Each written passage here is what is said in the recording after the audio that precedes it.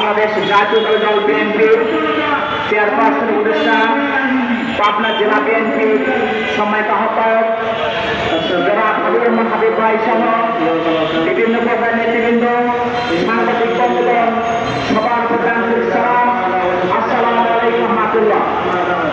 প্রিয় ভাইরা, পার্বত্য চট্টগ্রাম এটিও বাংলাদেশের একটি অংশ।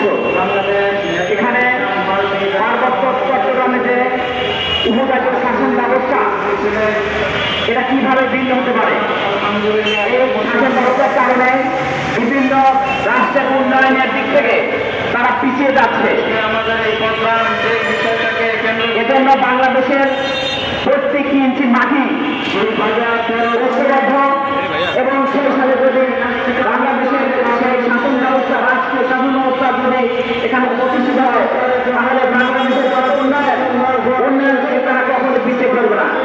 বাংলাদেশের এখানে সকল শ্রেণীর পেশার মানুষ, ধর্মের মানুষ বসবাস করে, কিন্তু আমরা রাষ্ট্রীয় সকল কার্যক্রমে ঐক্যবদ্ধ।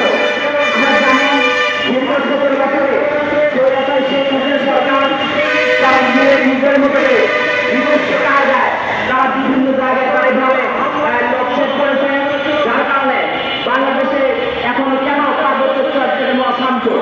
এই অশান্তের কারণটা কি? অশান্তের কারণ হলো তৎকালীন যে শাসন ব্যবস্থা ছিল, তারা এটি জিয়ে রেখেছে, তারা এটি প্রতিষ্ঠিত করেছে। আমরা বলতে চাই, বাংলাদেশের মতোই রাষ্ট্রীয় ব্যবস্থা যেভাবে কার্যক্রম পরিচালিত হয়, পার্বত্য চট্টগ্রামে উপরাজ্য শাসন ব্যবস্থা হবে না।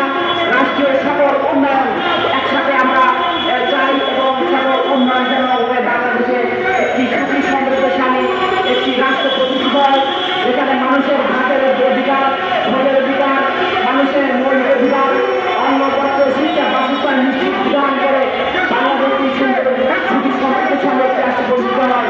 এই আশাবাদ ব্যক্ত করে উপযুক্ত অঞ্চলে কোনোরকম দ্বন্দ্ব, কোনো গণ্ডগোল, কোনো নৈরাজ্য আমরা খুব মেনে নেব না। একটি শান্তিপূর্ণ